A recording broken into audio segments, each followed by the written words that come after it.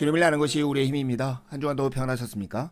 오늘부터 우리는 C.S. 루이스의 순전한 기독교 이 책을 함께 나누겠습니다. 오늘은 그 첫 번째 시간, 일부 옳고 그름 우주의 의미를 푸는 실마리 중에서 인간 본성의 법칙에 대해서 함께 나누겠습니다. 이 책은 총 4부로 되어 있습니다. 1부는 옳고 그름 우주의 의미를 푸는 실마리, 2부는 그리스도인은 무엇을 믿는가, 3부는 그리스도인의 행동, 4부는 인격을 넘어서 또는 삼위일체를 이해하는 첫걸음에 대해서 소개하고 있습니다. 첫 시간의 요지는 두 가지입니다. 첫째, 지구 위에 있는 인간은 누구나 일정한 방식으로 행동해야 한다는 기묘한 생각을 갖고 있고 그 생각을 떨쳐버리지 못한다는 점입니다. 두 번째 요지는 그럼에도 불구하고 사실 사람들은 그런 방식으로 행동하지 않는다는 점입니다. 그들은 자연법을 알고 있습니다. 그러나 그것을 어기고 있습니다. 이 두 가지 사실이야말로 우리 자신과 우리가 살고 있는 이 우주에 대해 명확하게 생각할 수 있게 해주는 토대입니다. 첫 번째 요지는 모든 사람에게는 인간 본성의 법칙이 있다는 것입니다. 이것은 다툼의 현장에서 배우는 중요한 사실 중에 하나입니다. 어떤 다툼이든 간에 그들이 주고받는 말들을 가만히 들어보면 아주 중요한 무언가를 배울 수 있다고 생각합니다. 가령 그들은 이런 식으로 말합니다. 누가 너한테 이런 짓을 하면 좋겠어? 거긴 내 자리예요. 내가 먼저 맡았다고요. 이런 말을 하는 사람들은 한결같이 상대방의 행동이 어쩌다 보니 자기 마음에 들지 않더라는 식으로 말하지 않는다는 것입니다. 그는 상대방도 당연히 알고 있으리라고 기대되는 행동 기준에 호소합니다. 왜냐하면 다툼이란 상대방의 그름을 밝히는 행동이기 때문에 그렇습니다. 두 사람 사이에 무엇이 옳고 그른가에 대한 일종의 합의가 이루어지지 않는다면 다툼이라는 것은 무의미한 일이 되고 말 것입니다.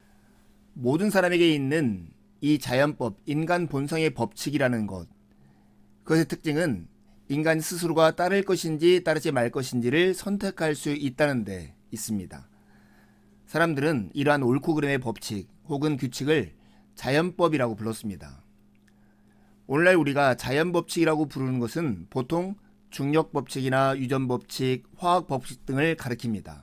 그러나 우리 전 시대의 사상가들이 옳고 그름의 법칙을 자연법이라고 부르는 것은 그것이 사실상 인간 본성의 법칙이라는 뜻에서였습니다.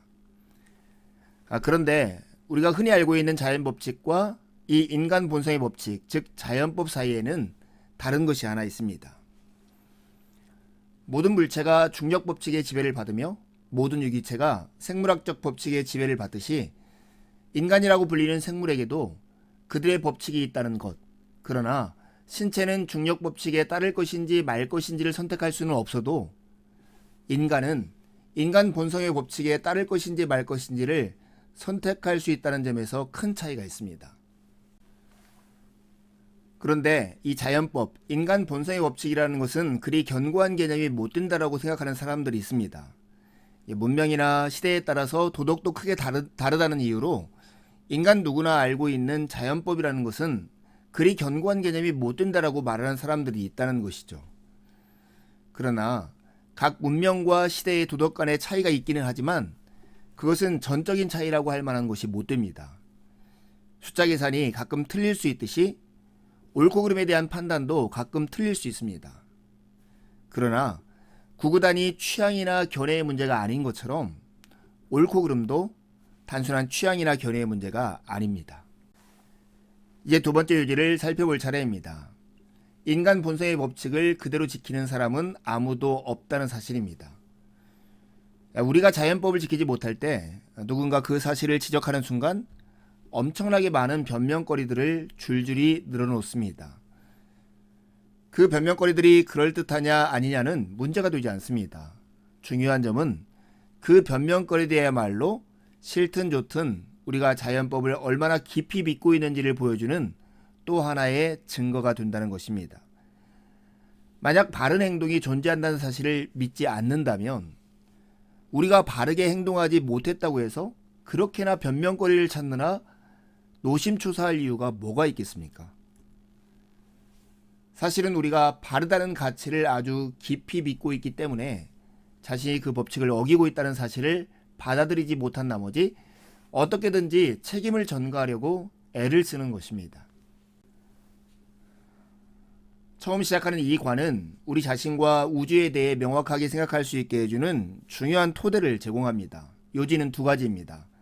첫째는 지구 위에 사는 인간은 누구나 일정한 방식으로 행동해야 한다는 기묘한 생각을 갖고 있고 그 생각을 떨쳐버리지 못한다는 점입니다.